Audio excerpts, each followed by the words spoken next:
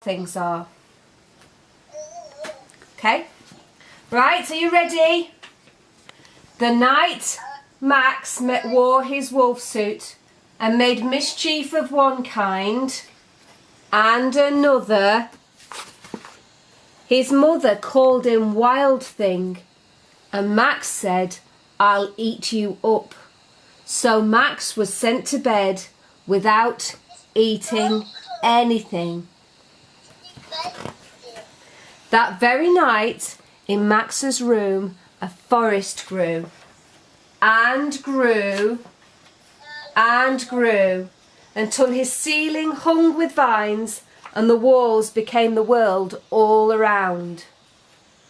And an ocean tumbled by with a private boat for Max, and he sailed off through the night and the day, and in and out of weeks, and almost over a year, to where the wild things are.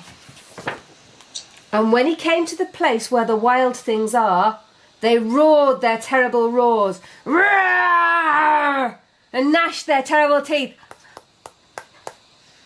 and rolled their terrible eyes, and showed their terrible claws, till Max said, "Be still," and he tamed them with the magic trick of staring into all their yellow eyes without blinking once, and they were frightened and called him the most wild thing of all. And they made him king of all the wild things. "And now," cried Max, "let the wild rumpus start." Can you do rumpus? Do you know what that is? Yeah, that's it, brilliant. A big wild rumpus, la la la la la. A big wild rumpus. La la. An even bigger wild rumpus. "Now stop," Max said, and sent the wild things off to bed without their supper. And Max, the king of all the wild things, was lonely and wanted to be where someone loved him best of all. Then all around from far away across the world, he smelled good things to eat. So he gave up being king of where the wild things are. But the wild things cried, "Oh, please don't go. We'll eat you up, we love you so." And Max said no.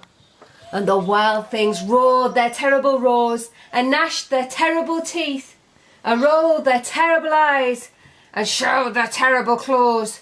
But Max stepped into his private boat and waved goodbye and sailed back over a year and in and out of weeks and through a day and into the night of his very own room, where he found his supper waiting for him, and it was still hot.